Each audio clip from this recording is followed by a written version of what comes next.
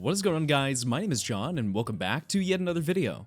Speedrunning. It's a giant aspect of the gaming community. For every game, there's at least one person that wants to beat it fast. Nintendo games are known for having some of the largest speedrun communities with the likes of games like Super Mario 64, Super Metroid, and especially the Pokemon series. With the release of Brilliant Diamond and Shining Pearl in November, people were very quick to notice how broken these games are, and a speedrun community was formed almost instantly. Professionals say this game can be beat pretty fast. But how about for a regular gamer like you and me? Today we're going to find out how easy you can speedrun Pokemon Brilliant Diamond and Shining Pearl. Before we get into the actual speedrun, I think it's important to go over a few really important details about this game and speedrunning in general. When it comes to the majority of speedruns, the goal is to reach the end of the game. This definition obviously varies depending on what video game you play, but in the Pokemon series, it means that you defeat the champion of the Pokemon League and register your name in the Hall of Fame. While the path to get to that point is the same as any other Pokemon speedrun, the big difference in this game is that the version of the game you play on is more important than anything. If you were to check your game right now, odds are you're playing on version 1.1.3. For this speedrun, we're going to be playing on 1.1.1 as there's a ton of glitches in the game that were patched out, which makes the process of completing this game significantly easier. As you can probably assume, we're going to be taking on the any percent category, which is the standard speedrunning term used for when you're using any and all glitches and exploits in the game to get to the end. There's obviously a glitchless speedrun category, but in my opinion, this is a significantly more interesting side of the game, as I can show off how broken these games really are. As always, be sure to leave a like and subscribe for more content. Roughly 40% of the people that watch my videos aren't actually subscribed, and if you end up not liking my content, you can always unsubscribe at any point.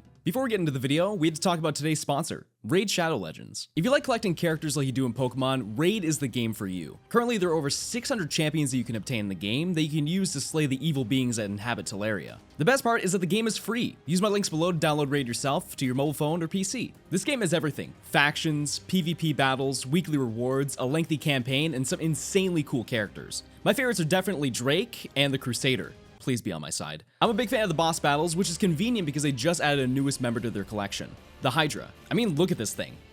That's a big gamer. If you're looking for a tough fight, this is the Pokemon Sun Nuzlocke of battles in this game. I've been spending quite a bit of time trying to take this beast down, but I've been having a blast collecting and organizing the best group of champions to get the job done. In addition to that, Raid is giving away a limited edition champion to every player in the game based on esports gaming legend Simple. If you log in the game for 7 days before January 28th, you get this champion for free. His character is super powerful, so you don't want to miss out on this one-time event. If you use my link in the description or scan my QR code, you'll get some free resources and a free mystery champion right at the beginning of the game to get you started on your adventure. I don't want to give out who it is, but it's definitely worth it. The unlock is available right here, and it's only available for the next 30 days. It's that easy, so what are you waiting for? Download Raid now with the link in the description, and I'll see you in game. I want to thank Raid for sponsoring this video, but with that out of the way, let's get into the challenge.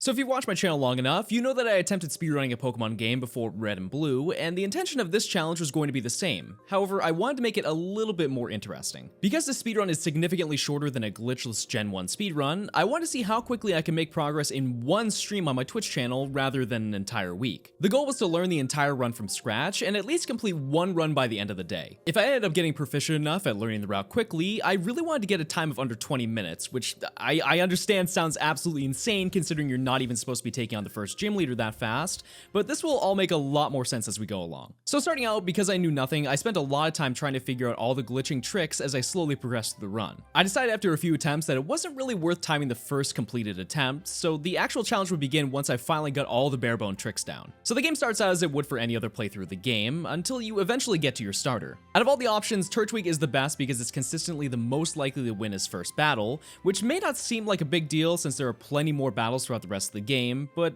you'll see. However, because my chat has an obsession with Monkey, I decided that during my learning period, I would choose Chimchar.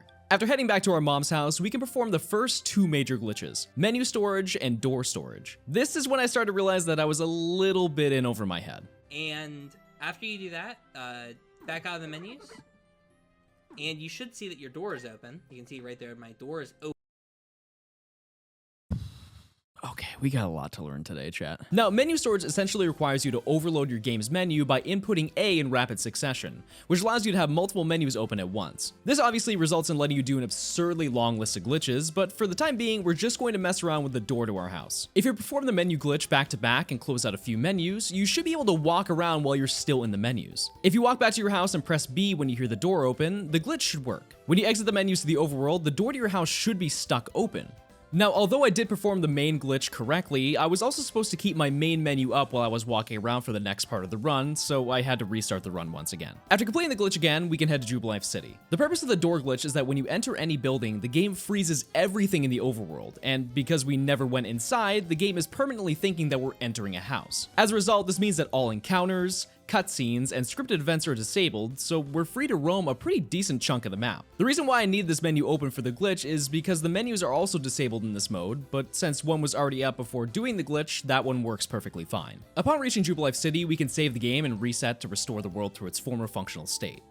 Now it's time to unlock the most busted item in the entire game: the fishing rod. Now, although on the surface this may look like a stick with string, but in reality this item unlocks the ability to absolutely destroy everything in our path. Here's the plan. So essentially what we have to do is register our old rod to our quick select menu. However, the issue is that later on we're going to need 2 different key items to perform a glitch. Considering that the next key item is going to be the works key in Floaroma Town because we skipped the coupons and the town map events, we have to get a little crafty. By performing the menu glitch, we can open multiple menus to equip the old rod in 2 different slots. I know you're probably wondering why we would need to do that, but hopefully this explains it. By activating a key item during a piece of dialogue, you're able to skip certain text boxes and actions in the game. Because you need at least 2 registered key items to open this menu, we have to register the item twice to be able to bring it up and keep it on the screen in the same way that we have the other menus. I know that probably makes 0 sense, but it will all make sense as we go along. Unrelated, but now it's time to completely confuse you. So the next step in this run requires us to do the menu glitch. However, we're going to be doing it over and over to the point where we have menus within menus within menus. This is known as the sandwich of the speedrun. The purpose of this is to make it easier to skip multiple sections of the game without having to redo the glitch over and over from scratch. So although this is hard and confusing, it's very worth it to learn to improve your time. I spent about the next 30 minutes trying to learn this, and I think this one clip sums up a majority of my experience trying to learn this trick. And then once you're here, you're gonna hit right until you're over the bag, and you're gonna hit A on bag, and you're going to use a repel. Like I said earlier, repels are a way to cancel the glitch state a lot of the time. So you're gonna go ahead and use this. So just use a repel. What? And back out of the menu. What? This wasn't in the guide! At what point in the beginning of the game do you pick up a repel? So because Shenanigans tutorial was outdated, and this is no fault of his own because at the time this game was having new methods every like 6 hours, I did what any other person would do. Have someone significantly better at the game than me baby me through the entire thing. My gamer friend PulseEffects is an avid speedrunner who is known for being absolutely insane at Pokemon speedrunning. He currently has the world record for Ultra Sun and Moon, and I believe at one point he also had the world record for this game. I'm not sure if that's entirely true, but we'll just say so it sounds like I got training from a world record coach. Now it's time to make some sandwiches. All right, so this specific lady's recipe that she loves the most is a bread sandwich. So we're gonna start with the ham first. So go ahead and go into the menu. Which is the key item, is the ham. Mm-hmm. Okay. Back out 4 times. 2, 3, 4. That's the fake menu. That is a fake piece of bread. You know that like piece of bread that's at the beginning of the loaf that's just like the brown portion? I mean, I like that piece. I gotta go, man. Okay, sorry. We always have to get rid of the fake bread with this portion. So from here, since we've gotten rid of the fake bread with 4 B presses, B the next again. Try from here. Perfect. Okay. Okay. So that means you have the bread, and we need 1 more piece of bread. So just walk up to her. When you hear the exclamation point, delay a little bit, like 1.5 seconds, and then press B. Now. Perfect. So to break it down even further, each layered main menu is stacked by pressing X, while pressing the plus button will stack another key item quick activation menu. Like I mentioned before, each of these layers have their own purpose in skipping certain dialogues and actions, so let's show off some of that now. After layering all the menus, if we try to walk into the GWS and cancel a menu box at a certain time, we can store the text box from the attendant. If we head over to Route 203 and approach the ledge, we can activate our first big exploit with our sandwich. By jumping off the ledge and canceling another menu at the same time, we can exit that state of being locked in the conversation and be stuck in the state of jumping off the ledge. Now, although I kinda did it a little wrong, the result of this is that you're now floating at the height of your jump. As you can imagine, with all this height, you can walk over a large part of the map, which makes it possible to skip multiple areas of the game. Although at this point I was really starting to understand a bunch more with Pulse's help, I definitely still had a lot more to learn. So the first bread, we feed to the lady to store her text. Mm-hmm. The second bread is whenever we hop over the ledge. And then the third bread is the ham. No. We want a third bread. After layering another sandwich with a GWS attendant, we can now really break the game. If we levitate back down south to Route 202, we should have just enough clearance to walk right over the lowest group of trees.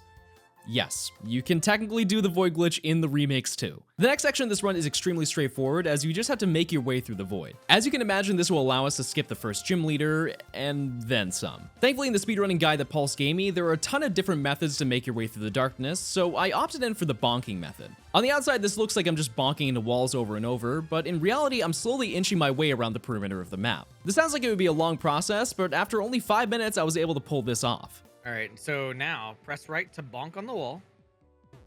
Press B. Welcome to the Pokemon League. So with only having our starter and a measly fishing rod, we've made it to the end of the game. But you're probably wondering, how in the world are you going to beat the champion? After saving in the right location, we can enter the Pokemon League, and as you can probably assume, we're going to sneak our way into the Hall of Fame. But it's going to take a lot more work than everything else so far in this run. The first issue is getting past the guard. So although the badge checking guide doesn't actually check how many you have and will let you through regardless, the rival fight is scripted to happen before you talk to him, so we're going to find another way to get into that doorway. Remember the door glitch that we did at the beginning of the game? It works for any entrance to another room. This means that if we set the same glitch and walk up the escalator, we can actually walk right through the wall and go outside the lobby. With this, we can just walk behind the guard, save the game, and when we restart the game, boom, we're taking on the Elite Four. Now, this next part is when things get insane. Because once again, a level 5 Chimchar is going to be absolutely useless against any of the Pokemon the last 5 leaders have. We're going to be making some more sandwiches. Thankfully, because there are less things to skip, this one is significantly easier to set up than the ones I had to do in Jubilife City. However, that doesn't exactly mean that learning this is going to be easy. We can inch forward and activate the second key item storage, which will then open up the door down below, and then use the scripted push to push us past the Elite Four room walls. And pretty cool, isn't it? So I don't know who you thought you were talking to. But I'm not the one. So essentially by making a menu stack of a key item, a regular menu, and then another key item, we can trick the game into doing a sneaky move. If we activate the key item right as we enter the door, the next room will be stuck in a frozen state of us entering the room. If we inch our way to the other end of the room and activate the second key item, the game will return back to normal. However, it will continue the animation from where you left it off. Because normally the game auto-walks you a few steps into the next room when you enter a door, the game catches up when you use the second key item and just clips you right through the wall. By doing this, we can just walk up to the next room and repeat the same glitch over and over again. Pretty neat, huh? Now once you've tiptoed around every Elite Four member, you can take on the champion. Now unlike the other rooms, we don't need to clip through a wall because it's just an elevator to the final room. We do however have to set up 2 key item menus to skip a few more things. After walking through the door, if we use a key item when Cynthia starts talking, we're able to freely move around the room without any issues. Because she's stuck in the state, we can just hop in the elevator and make our way to the Hall of Fame. I'm not kidding, that's literally it. I will admit that I did make a mistake and accidentally closed out of my other key item menu, which was supposed to be used to skip the dialogue from Professor Rowan once you reach that room, but aside from that, I had successfully completed my first run within the first 2 hours of learning the game. I don't know the exact time it took to complete this, but at the Hall of Fame it said it took me about 41 minutes, so we'll round up and say it was about 50 if you count all the times I had to reset and close out of the game. Although I was really happy with that time, I knew I could do a lot better. With Pulse's helpful walkthrough out of the way, I was left on my own to try and beat my time. For the next 4 hours on stream, I grinded to try and reach that sub 20-minute time. On my next attempt, I was able to beat the game in just 40 minutes, and on the next run, I brought it all the way down to 24 minutes. A majority of this enormous time save was solely off the fact that I got lost in the void on the first one, but the fact that I already made this much progress meant that my goal wasn't too far out of sight. At this point, the real time save came down to getting through the void faster, as well as screwing up as few menus as possible. After bringing it down to 23:34, I had the golden run. I was playing flawless. Well, or as flawless as a person who learned this 3 hours ago could be flawless. My menu in the Elite Four was improved so much, it was insanely good. I mean, look at this.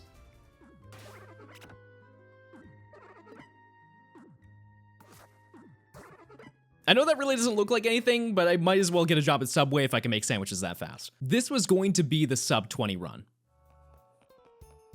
Did I do that right? Boy, do I hope that I did that right.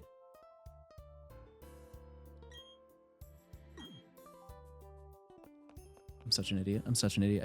I fumbled. So what happened here is once again, I closed out of the menu after talking to Cynthia. Did I beat the game? Yes, but the issue is that the conversation you have with Rowan and Cynthia in the Hall of Fame takes an extra 20 seconds, and as a result, 20 minutes and 12 seconds was my time. A whole 12 seconds from being a gaming champion. I spent the next hour grinding out failed run after failed run after failed run. I just couldn't get a time under 20 minutes. After streaming for 7 hours, I decided to call it a day, but I wanted to give it one more shot tomorrow, with the rule that I would make a 20-minute run look like child's play. So on the second day, I really wanted to finish this challenge off with a bang, so I made a few changes to really help improve my time. After looking over the runs, it was very apparent that I was getting really good at the menus, and my greatest issue was getting through the void. Because I was bonking around the entire map, it took up like a quarter of the run, so I opted to go for a new method of running through the void and changing directions after walking for a certain amount of seconds. This avoids having to bonk to find your place on the map, however, because trying to time out when you're supposed to turn on the fly is super difficult, I got another thing to help with that. With the app Flow Timer, I can set a beeping noise to go off when I'm supposed to turn, and I was able to set it for every direction I needed to run. So as I was running, if I ever heard, I'd turn in the next direction and make my way through the void. This did take a while to get the timings right, but this ends up saving like a whole 2 minutes if you do it perfectly. After only an hour of grinding, I did the impossible.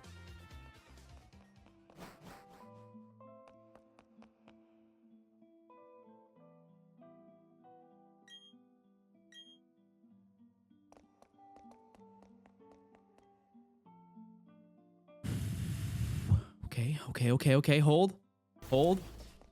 I definitely beat my record. Absolutely did.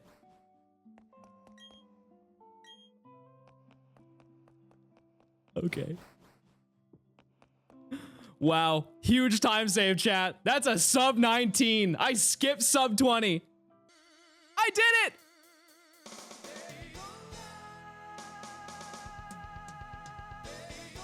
$18.49? Not bad. Not bad. By skipping the ending and having some insane movements in the void, I was able to get a time of 18 minutes and 49 seconds, which absolutely destroyed my previous personal best by nearly 2.5 minutes. In my eyes, I had absolutely beat the challenge, but since I was only like 2 hours into the stream, I wanted to try for more. This is the best run out of the entire stream. Can I get a crit? Run's dead. See you later.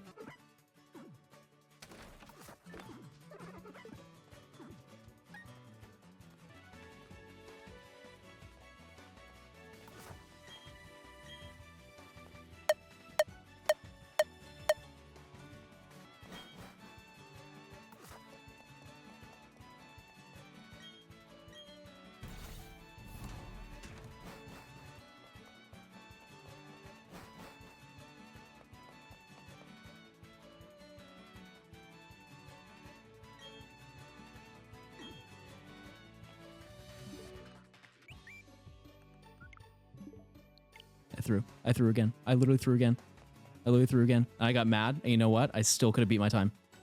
And we're just gonna run it. I cannot believe it, chat! I threw again! I am a nerd. Keep them coming. Keep the nerds coming. It's not. I'm still gonna save time. That still sucks. It still sucks! 1807. So although I did mess up the Cynthia battle yet again, I was fully content with beating the game in only 18 minutes. On the speedrun.com leaderboards, this puts me at 21st in the world, which sounds a whole lot more impressive than my 346th place that I'm in for red and blue. Overall, this was a super fun challenge to take on, and I want to give a big shout out to PulseEffects for guiding me through the entire thing. He streams a bunch on Twitch if you want to see him take on Pokemon speedruns, but also if you want to check out his video guide so you can try the run yourself, I'll include that in the description as well. As you can probably tell, I also stream on Twitch, so if you want to see more challenges like this, you can find my link in the description. If you end up trying this yourself, tweet me your times at Johnstone YT. Other than that, that's gonna do it for today's video. If you liked the video, leave a like and subscribe for more content like this. With Legends Arceus coming out in the following weeks, I should be releasing a few new big videos that you're not going to want to miss, and if you want to keep up with my socials, you can follow me on Instagram and Twitter as I post stuff about new videos pretty frequently there too. Other than that, thank you all for watching, and I'll catch you on the next one.